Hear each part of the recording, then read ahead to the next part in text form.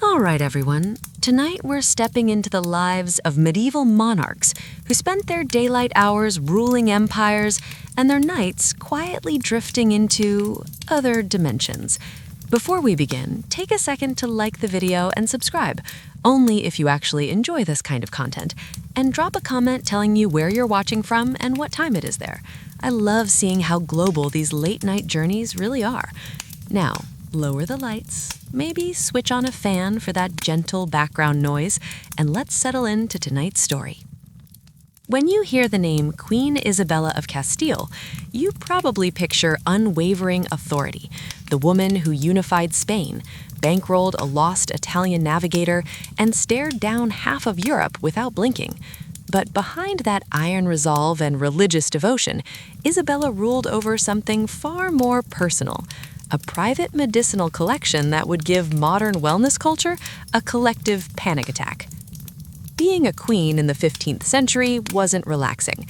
You had holy wars to manage, nobles to intimidate, treaties to negotiate, and daily assassination attempts, often before lunch.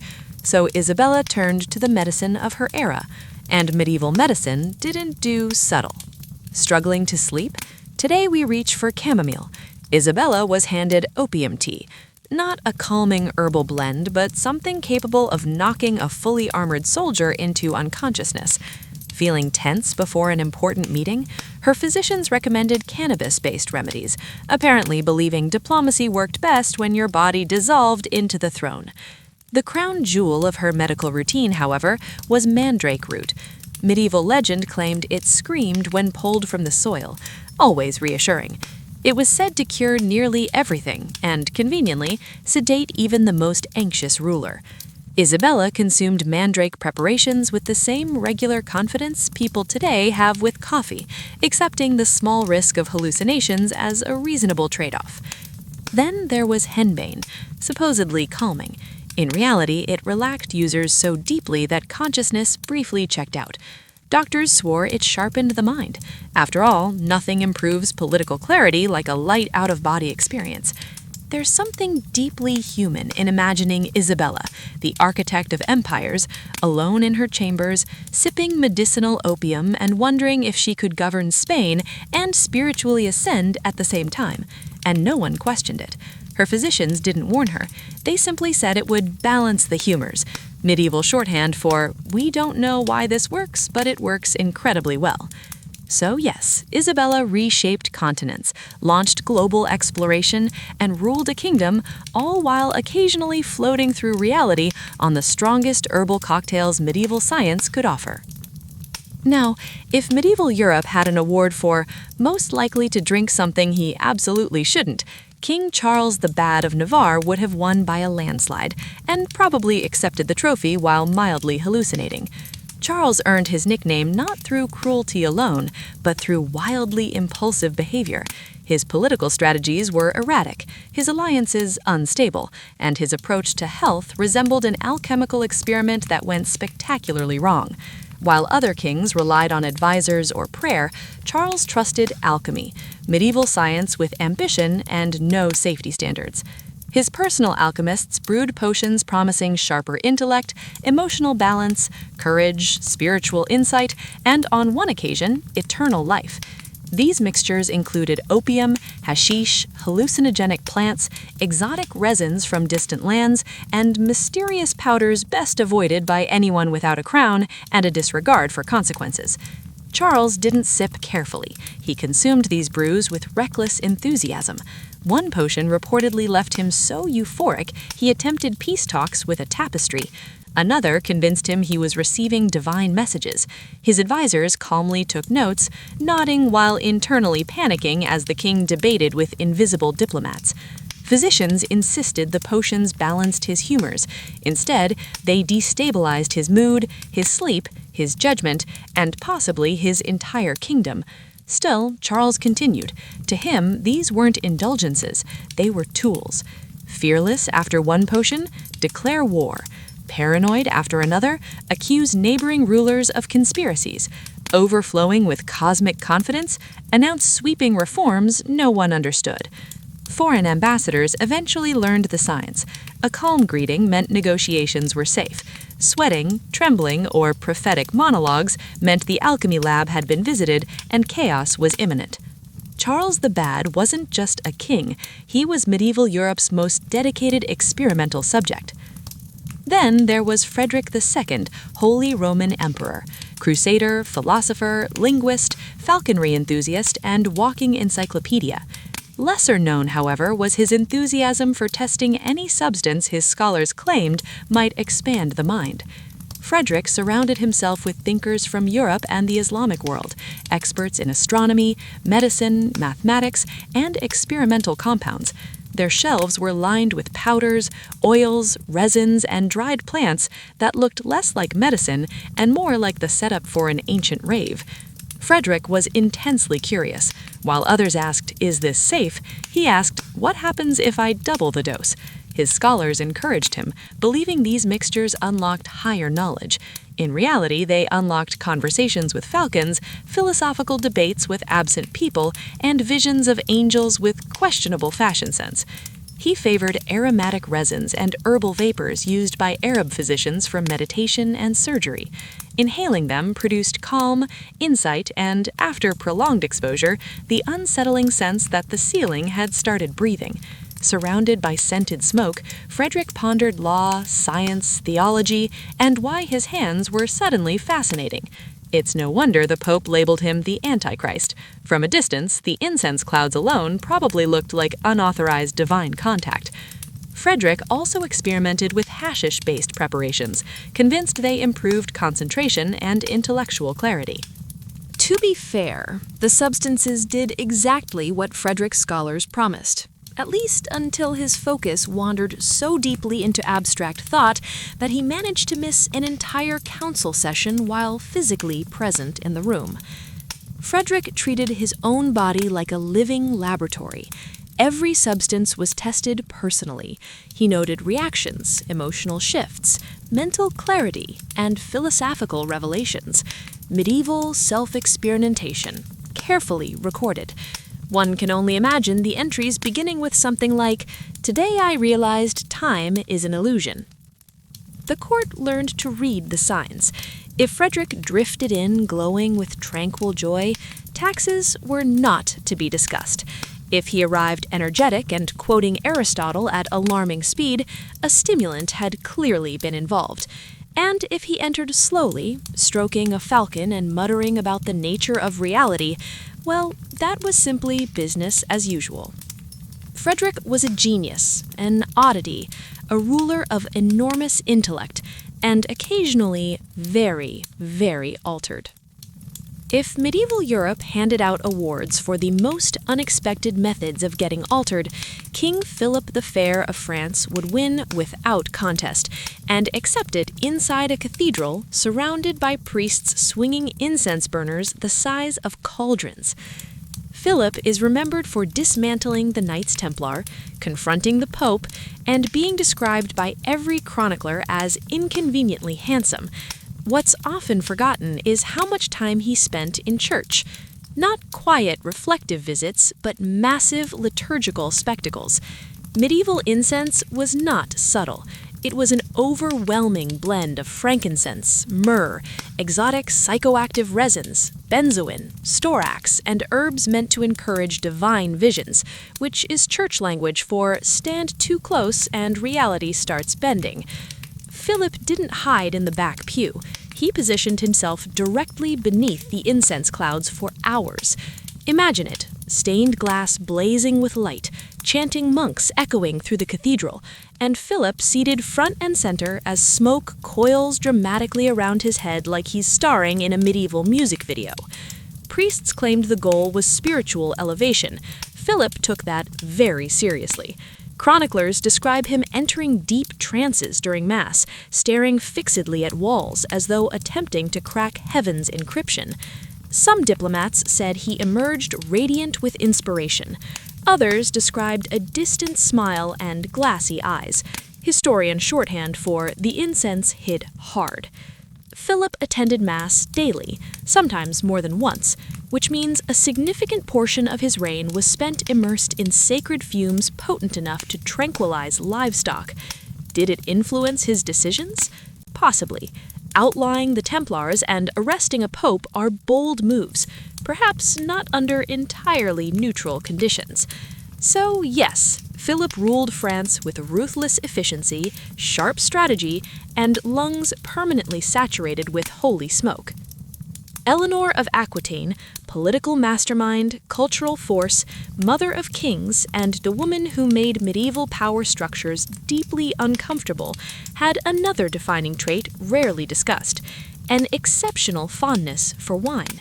Not ordinary wine, medieval wine, enhanced wine. This wasn't something gently sipped while debating philosophy. Medieval wine was strong, unpredictable, and often fortified with herbs meant to alter mood, inspire creativity, or induce immediate unconsciousness. Eleanor ruled Aquitaine, the wine capital of medieval Europe, where everyone had opinions about grapes, and poets were only as good as their last drink.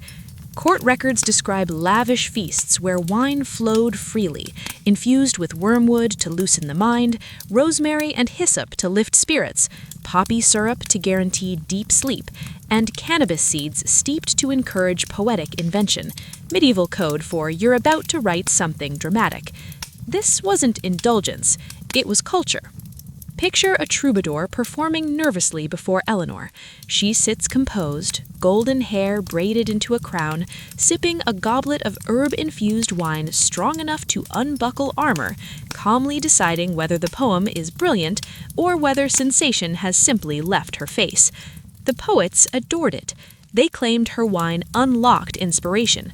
Entire literary movements likely began because someone added too much wormwood to a barrel. And Eleanor wasn't escaping reality, she was managing it. A relaxed court is easier to guide. Inspired artists produce better propaganda, and a slightly intoxicated diplomat is far easier to defeat in debate. And honestly, after marrying King Henry II, anyone would reach for a drink. Eleanor's fortified wine wasn't a flaw in her character, it was leverage, a symbol of culture, power, and occasionally a guided tour of the spiritual realm. Even with goblets that hit like fire-breathing reptiles, she remained one of the sharpest political minds of the medieval world. Now contrast that with King Louis IX of France, later canonized as Saint Louis. He was famously devout, disciplined, charitable, and at times so spiritually elevated that observers genuinely wondered whether he was conversing with angels or simply overwhelmed by medieval medicinal aromas. The correct answer is likely both. Louis took holiness to competitive levels. If sanctity had scoreboards, he would have dominated so thoroughly that officials might have considered testing him. But medieval sainthood wasn't achieved through prayer alone. It was also assisted by court physicians whose solutions to stress involved sedating absolutely everything. Ruling France in the 13th century was exhausting. Endless crises, wars, and moral responsibility. So Louis's doctors prescribed calming treatments, which in medieval terms meant substances strong enough to make stone statues reconsider consciousness. His remedies included poppy syrups, politely called sleeping cordials, valerian infusions capable of silencing thoughts, ambitions, and possibly nearby conversations, and henbane extracts that allegedly opened the mind to divine truth right before shutting down coordination entirely. Add to that thick clouds of myrrh and resin burned during worship, filling chapels until they resembled medieval concert venues. The outcome? Louis frequently entered prayer trances so profound that advisors sometimes waved hands in front of his face to confirm he was still on Earth. Chroniclers, too, respectful to imply chemical assistance, described these moments as exceptional devotion, historian shorthand for the incense absolutely did something. Foreign diplomats attending these ceremonies reported lightheadedness, warmth, and blissful confusion. One admitted he forgot the purpose of his visit and simply joined Louis in prayer. The system was working. Yet here's the remarkable part. Louis's governance remained precise. His justice reforms were admired, his rulings balanced, his administration effective. Either the herbs sharpened his judgment, or he successfully ran a kingdom while mildly sedated and still outperformed everyone else. Louis didn't seek pleasure, he sought God, and in medieval Europe, that was the most respectable reason imaginable. Then there's Emperor Basil I, who began life as a stable hand and rose to rule Byzantium with the confidence of a man convinced divine favor was personally involved.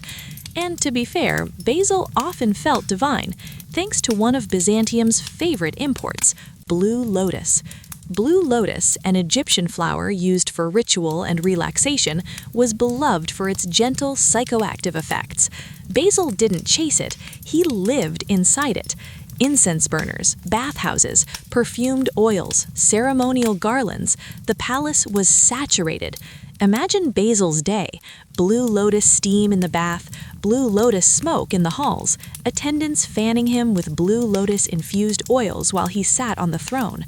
By noon, Basil wasn't just ruling, he was calmly drifting through governance. Chroniclers praised his serene authority. Naturally, when the air smells like an ancient spa and whispers reassurance directly into your nervous system, calm becomes effortless. Foreign ambassadors described audiences with Basil as ethereal. Several reportedly left so relaxed they forgot half their prepared remarks.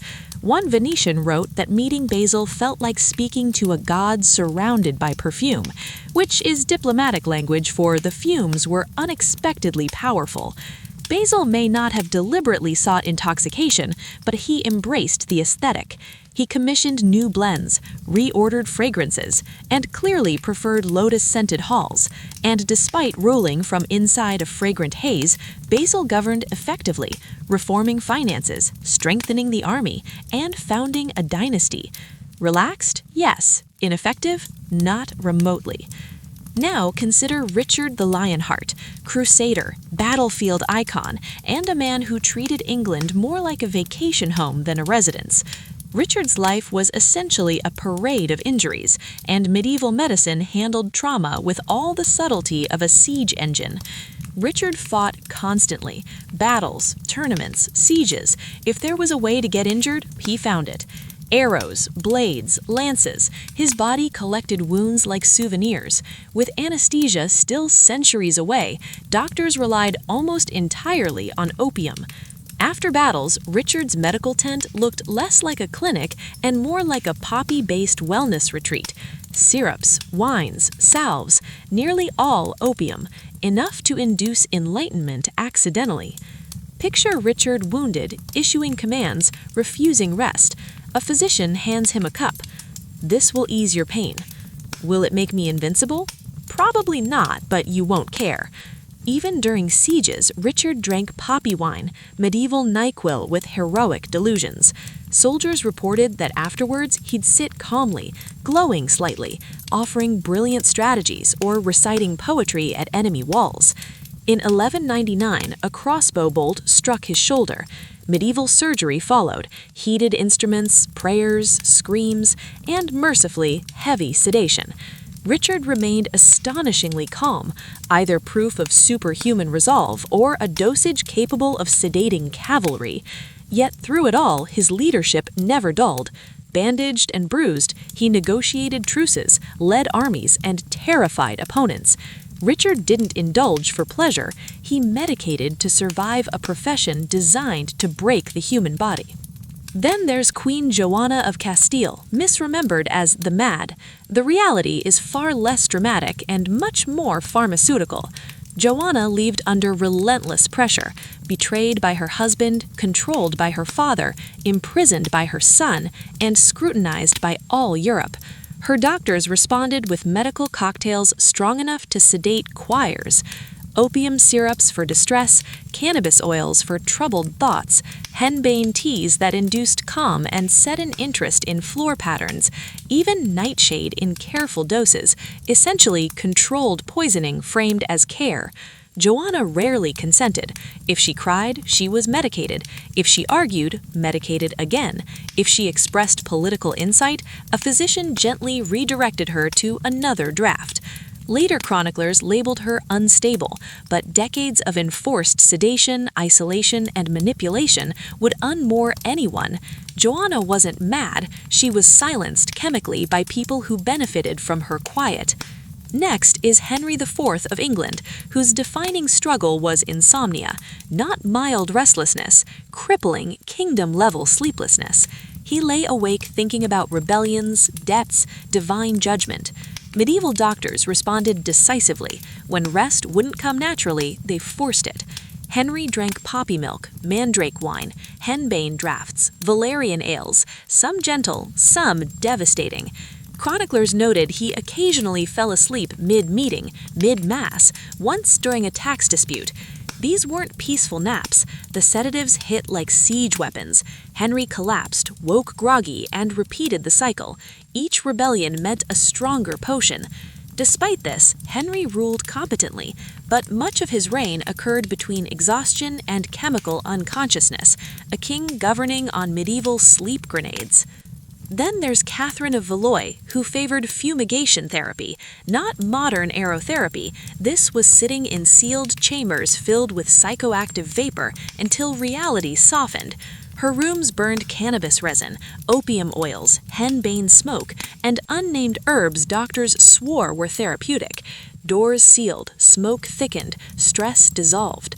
Chroniclers wrote delicately that she emerged gentle and contemplative. Ambassadors noted she seemed luminous and slightly unsteady.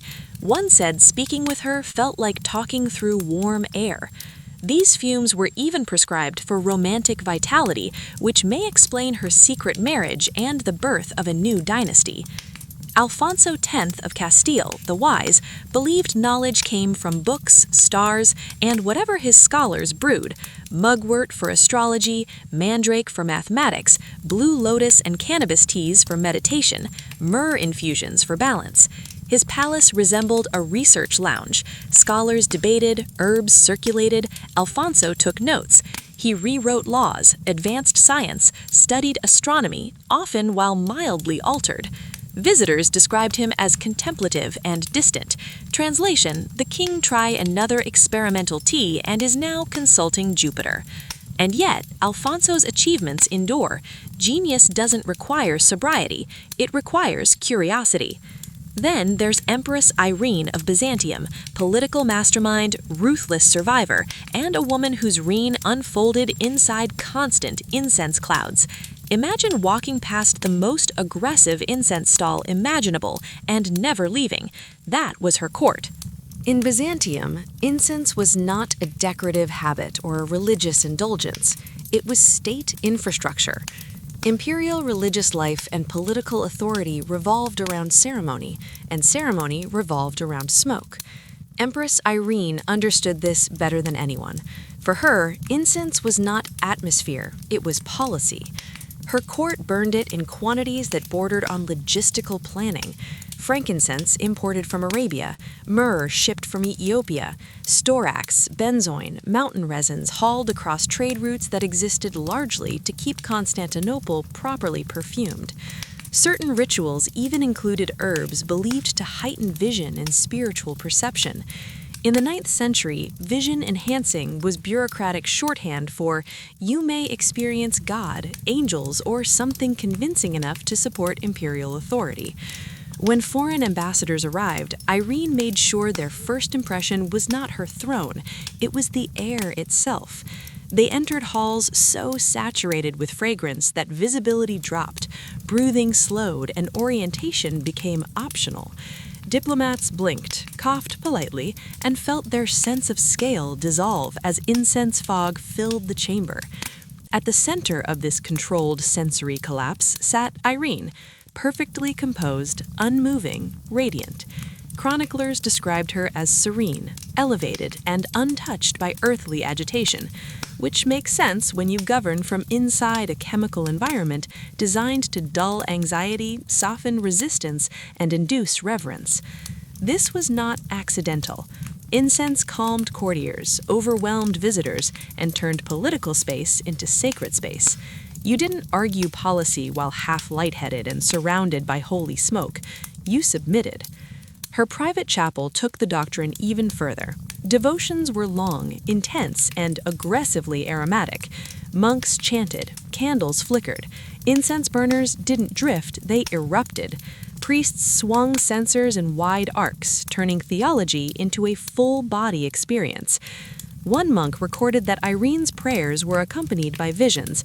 Given the volume of resin involved, those visions may have included saints, angels, or possibly animated mosaics engaging in conversation. Whatever Irene perceived, it strengthened her resolve. Shortly afterward, she made one of the most decisive and brutal political moves in Byzantine history, the blinding of her own son to secure sole rule. Incense alone does not explain that decision, but it certainly didn't weaken her sense of divine justification or dramatic timing. Her bath rituals followed the same doctrine. Heated chambers infused with medicinal herbs produced steam so thick attendants occasionally needed breaks to avoid drifting sideways. Stress was not processed, it was anesthetized. Irene ruled with unshakable authority, strategic intelligence, and religious confidence, all reinforced by an imperial environment engineered to soothe the ruler and overwhelm everyone else. She governed from inside an incense system strong enough to pacify a basilica. Few medieval rulers, however, suffered a reputation as tragic and medically amplified as Charles VI of France, remembered to history with the subtle title Charles the Mad. Yet much of Charles's instability was not simply illness, it was the consequence of institutional over-medication, court physicians administering remedies with the enthusiasm of tavern keepers and none of the restraint. Charles began his reign competent and charismatic. Then, during a military campaign, he suffered a catastrophic mental break. One moment he was issuing orders, the next he attacked his own knights, convinced they were assassins in disguise. The response was immediate and medieval. Your Majesty requires herbs, not gentle ones. Charles received nightshade in careful doses, a phrase that should alarm anyone familiar with poison. Henbane elixirs meant to calm the mind, but capable of paralysis and hallucination. Poppy syrups administered like tea. Cannabis resins burned in his chambers to soothe agitation. Myrrh and incense vapors added because if it worked for monks, surely it would work for a collapsing king. The results were devastating. During episodes, Charles believed his body was made of glass. Courtiers were forbidden from touching him suddenly. Servants moved around him as if navigating a priceless, terrified chandelier. Meanwhile, attendants followed him with bowls of steaming remedies powerful enough to sedate anyone within arm's reach. The combination of fragile mental health and relentless sedation caused Charles to drift through reality untethered. He had lucid moments, painful ones, where he understood what was happening to him, but any sign of distress triggered another dose, another potion, another promise of clarity that delivered only deeper fog. His illness was real, his suffering undeniable, but the treatments amplified both. By the end of his life, Charles was no longer ruling France. He was existing inside it, suspended between madness, medication, and a kingdom hoping he wouldn't wander barefoot into the courtyard again. And that brings us to a different kind of imperial policy, one without incense, but equally calculated. Arminius was born among the Cherusci, a forest people whose world revolved around land, kin, and freedom. Rome, expanding northward, saw opportunity. Its strategy was elegant. Take the children of tribal elites to Rome, not as prisoners, but as investments. Educate them, elevate them, bind them with comfort. Arminius was taken young. He learned Latin, Roman philosophy, military doctrine, and the mechanics of empire. He dined with aristocrats, studied under generals. He was shown power not as brutality, but as administration. Rome believed it would reshape him. Instead, it armed him. By adulthood, Arminius was a Roman knight, a commander of auxiliary cavalry, decorated, trusted, admired. He learned how legions marched, how camps were built, how commanders underestimated those they considered inferior. Rome saw success. Arminius saw vulnerabilities. While Rome tightened control over Germania, taxing, disarming, humiliating tribes, Arminius lived two lives, Roman officer by day, German son by memory. Rome thought it had Romanized him. What it had done was weaponize him. When Arminius returned north, he came not as a rebel, but as Rome's own creation, welcomed, trusted, and positioned perfectly to dismantle the very system that trained him.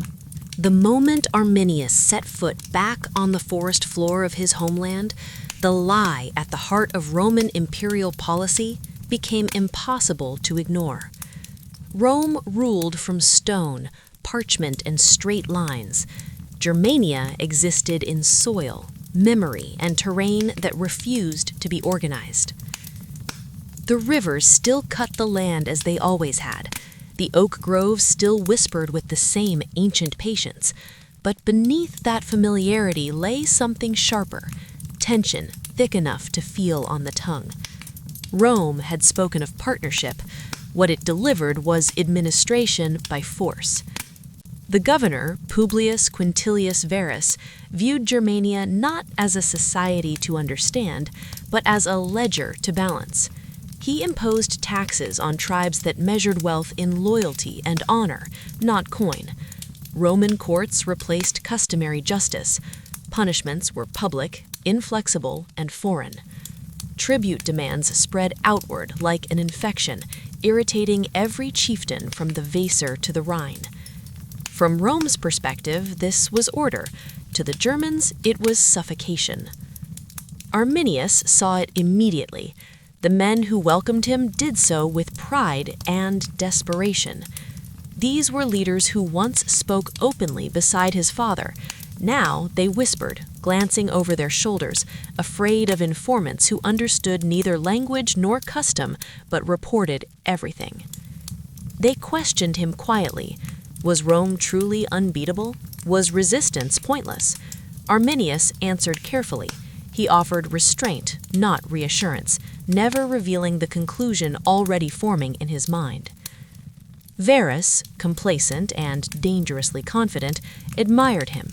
Here was a German who spoke flawless Latin, a soldier who had fought Rome's wars, a noble who understood Roman discipline.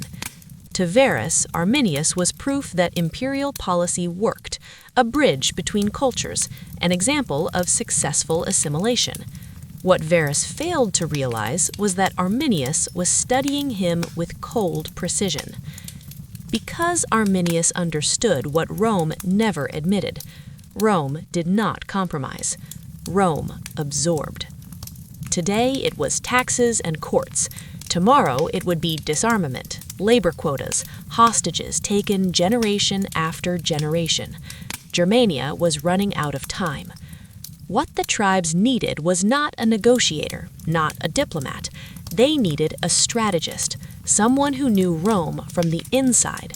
And with unsettling clarity, Arminius realized that Rome itself had created that man. They had sent him home carrying their own blueprint for destruction. Revolutions do not begin with speeches, they begin with listening. Arminius traveled quietly between tribes. He attended councils, shared drinks at feasts, sat beside chieftains worn thin by Roman oversight. One had lost land to administrators. Another had sons drafted into auxiliary units. Some simply refused to accept commands from men encased in metal and arrogance. The anger was universal. The fear was paralyzing. 3 Roman legions occupied the region, disciplined, armored, and commanded by a governor who may have lacked imagination, but still controlled overwhelming force. The tribes had lost to Rome before. Why would this time be different? Arminius had the answer. Because no German leader before him understood how Rome actually fought, and, more importantly, how it failed. He knew how legions marched, how rigid formations collapsed under pressure, how supply lines dictated survival, and how Roman officers trusted maps over instinct. And so he introduced a forbidden idea. Rome could be beaten. Not in open battle, that was suicide, but in forests where cavalry was useless, in mud where armor became a liability, in narrow passes where perfect formations dissolved into panic. Germania was not just terrain, it was a weapon. But weapons require unity. Arminius met in secret with leaders like his father Segimiris, Malvendus of the Marsi, and chiefs from neighboring tribes. By firelight, they built a coalition invisible to Roman eyes. At night councils, warriors leaned forward as Arminius outlined a plan so audacious it sounded insane. Lure Varus deep into hostile ground under the illusion of a minor revolt, then dismantle his army piece by piece. Some hesitated. Betraying Rome was one thing, destroying 3 legions was another. But Arminius spoke with certainty, not hope. He didn't promise survival, he promised understanding. By summer's end, the trap was complete. The final step was baiting Varus, a task Arminius knew would require no effort at all. Because incompetent officials share one trait above all others: absolute confidence in their own brilliance. Varus believed Germania was an accounting problem. Augustus had sent him north as one might reassign a bureaucrat. He expected paperwork, not war. And because arrogance seeks validation, Varus believed Arminius was loyal. Arminius fed him measured reports, unrest here, resistance there. Nothing dramatic, just enough to provoke intervention. He never pressed, never exaggerated. He simply offered guidance and reassurance, reinforcing Varus's favorite narrative, that Rome had successfully civilized a German prince eager to prove his loyalty. Varus swallowed it completely. When Arminius suggested marching into the Teutoburg region to address the uprising, Varus agreed without hesitation. He assembled 3 legions, the 17th, 18th, and 19th, along with auxiliaries, merchants, servants, wagons, and families. This was not an army prepared for combat. It was a moving administrative office. The columns stretched for miles, winding through forest paths as if the land itself were tightening around it. And at the head rode Arminius, calm, helpful, indispensable. Then, at precisely the right moment, he requested permission to gather allied troops. Varus approved. Arminius disappeared into the trees. It was the last decision Varus made that was not soaked in regret. Rain fell hard. The ground liquefied, shields slicked, sandals lost traction, wagons overturned, formations collapsed. And from the forest came the first scream. Then the spears. The attack was not a battle, it was an erasure. Roman discipline disintegrated in terrain designed to punish it. Officers fell first, command fractured, warriors struck and vanished. Trees became cover, mud became a trap. By the 3rd day, the forest had consumed 3 legions. Varus, finally understanding the scale of his failure, fell on his sword. When the news reached Rome, Augustus tore his robes and cried out for his lost legions. But they were gone. Arminius had not defeated Rome in a single engagement. He had exposed the fatal flaw in imperial policy, the belief that systems could replace understanding and that power could exist without consequence. For the Germanic tribes, the victory was nothing short of seismic.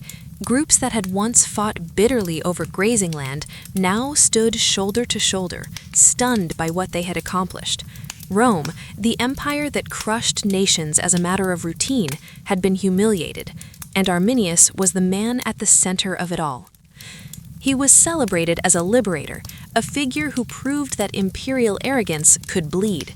The forest where the legions fell was no longer just terrain, it became a symbol, sacred proof that intelligence, patience, and unity could undo even the most disciplined war machine on Earth. But triumph is never weightless. Arminius was no longer simply a commander, he had become an idea, and ideas make people nervous. Some chieftains feared what his influence represented. Germanic culture despised kingship. power was meant to be shared, negotiated, temporary. A man elevated too far began to resemble the very tyrants they claimed to resist. Even within his own family, resentment festered. His uncle, Segestes, a longtime rival, denounced him repeatedly and appealed to Rome for intervention.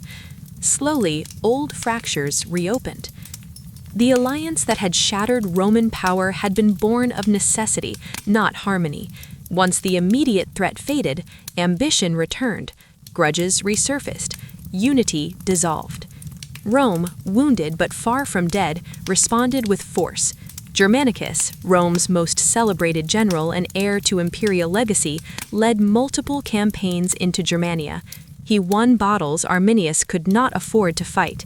He recovered lost eagle standards. He demonstrated unmistakably that Rome still possessed overwhelming strength when it chose to apply it. But even Germanicus could not tame Germania completely. The land refused occupation. The tribes scattered, regrouped, vanished. Rome could punish, but it could not absorb. Arminius survived Roman vengeance, but not Germanic politics. To rival nobles, his reputation had become intolerable. In 21 CE, they murdered him, not as a traitor, not as a failure, but as a man whose influence frightened those who valued tradition over transformation. He died at 37, yet his impact endured.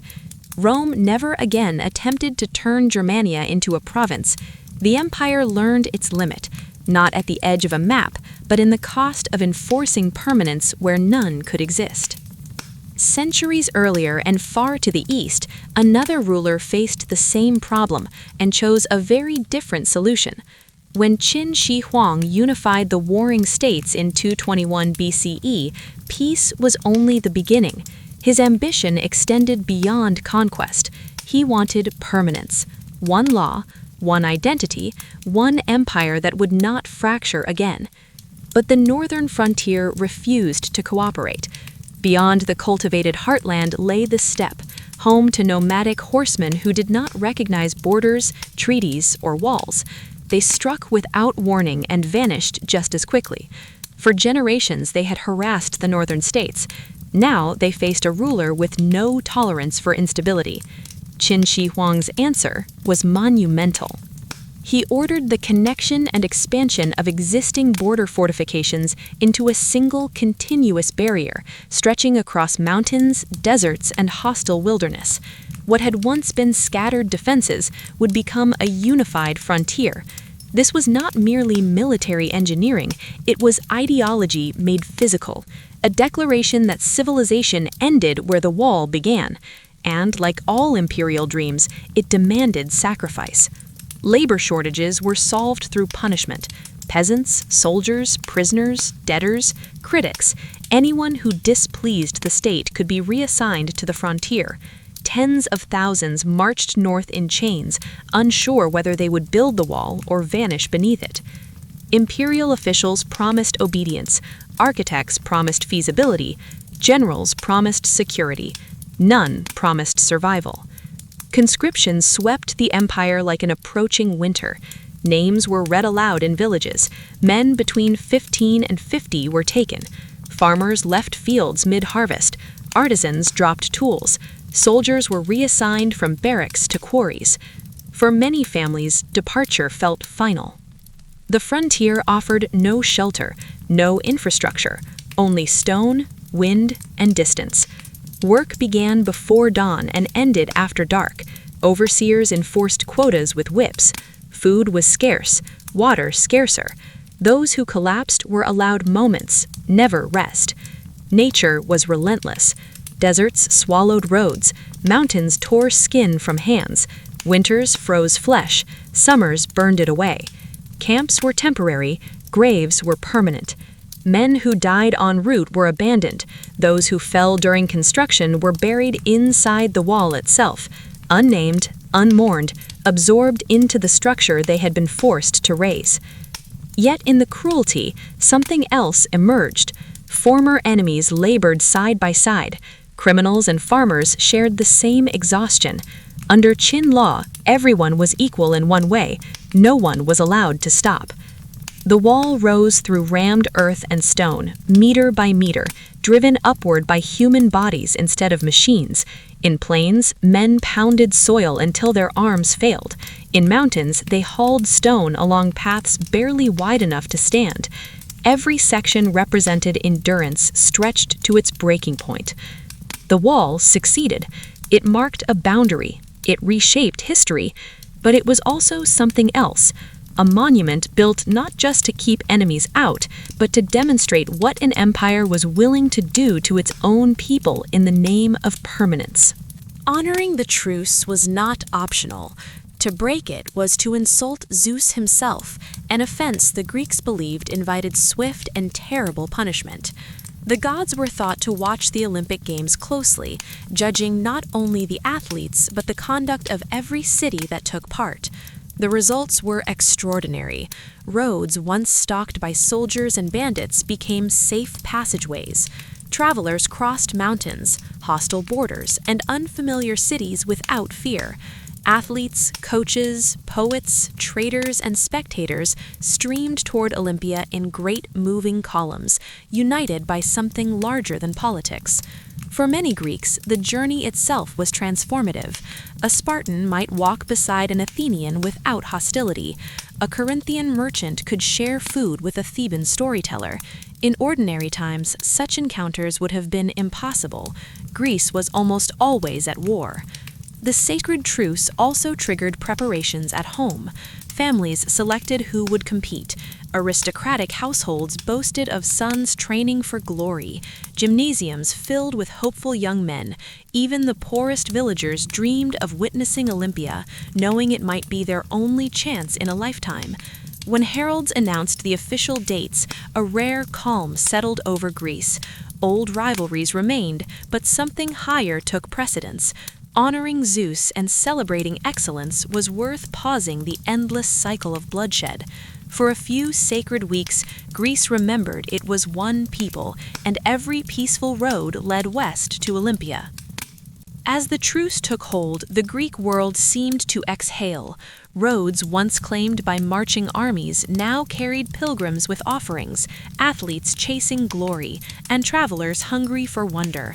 The journey to Olympia became a test of devotion as much as endurance. Some athletes arrived months early with large entourages funded by wealthy city-states. Others came barefoot from distant villages, carrying little more than dried fruit and hope. Yet all walked the same dusty roads, slept beneath the same stars, and shared the same anticipation. Towns along the way transformed into temporary festivals. Inns overflowed. Merchants sold oil, charms, pottery, and food. Musicians played for coins. Storytellers recited tales of legendary champions who had outrun horses or won multiple crowns. Still, the pilgrimage demanded discipline. Athletes trained daily, avoided excess, prayed often, and treated the road as the first stage of competition. As Olympia drew closer, the atmosphere grew solemn. Sacred rivers were crossed, shrines passed, ancient oaks whispered myths older than memory. When travelers finally reached the Altis, the holy grove, the world seemed to change. Smoke from incense drifted through the air. Priests moved among altars. Above all rose the towering temple of Zeus, overwhelming in its presence. For many, entering Olympia felt like stepping beyond the mortal realm, a place where gods watched from every shadow, where greatness was expected, not admired, where legends were born. Before any contest began, rituals took precedence. Athletic competition meant nothing unless it honored the divine. On the eve of the games, crowds gathered at Zeus's great ash altar, built from centuries of sacrifices. Hymns echoed through the grove as priests conducted ancient rites. Athletes swore sacred oaths before Zeus of oaths, promising fairness, discipline, and months of proper training. Breaking that vow meant inviting divine wrath. Parents and spectators offered gifts, coins, figurines, food, not for favor alone, but for gratitude and safe passage. The most powerful ritual was the sacrifice of 100 cattle. Their blood sanctified the ground. The finest portions burned for Zeus. The rest fed thousands in a communal feast where rivals ate side by side. Only once the gods were honored could the games begin. With rituals complete, Olympia transformed from a holy sanctuary into the beating heart of Greece's greatest festival. At dawn, a trumpet echoed through the grove. Judges, officials, and athletes assembled for the opening procession. Despite centuries of rivalry, the march displayed unity. Judges led with solemn authority. Athletes followed, Spartans hardened by discipline, Athenians refined by training, competitors from distant colonies across the Mediterranean. Together they formed a living portrait of Greek identity. The procession ended in the stadium, a simple earthen bowl carved into the land. No marble seats, no decoration. The simplicity was deliberate. This was not entertainment. It was a sacred test of excellence before the gods. Silence fell as the herald announced the first event, the stadium sprint. Runners crouched at the stone starting line, muscles tense, skin gleaming with oil and dust. At the trumpet's blast, they surged forward in a storm of speed and collision. Victory was decided by inches. The winner's name would echo across history. Over the following days came wrestling, boxing, the brutal pankration, the pentathlon, and chariot races. Each event revealed a different expression of human excellence: strength, precision, courage, endurance. Victors were crowned not with gold but with olive wreaths cut from Zeus's sacred tree, simple leaves yet heavier than any treasure. The wreath marked divine favor. Names were recorded, cities celebrated their champions as heroes. When the games ended, Olympia slowly returned to silence, but the legacy endured. Greeks measured time by Olympiads. Victories became history itself. Even centuries later, when empires fell and religions changed, the memory survived. From a sacred grove honoring Zeus to a global celebration of human potential, the spirit of Olympia never vanished. It remains a reminder that even in a divided world, humanity can still unite, if only for a moment, to celebrate excellence.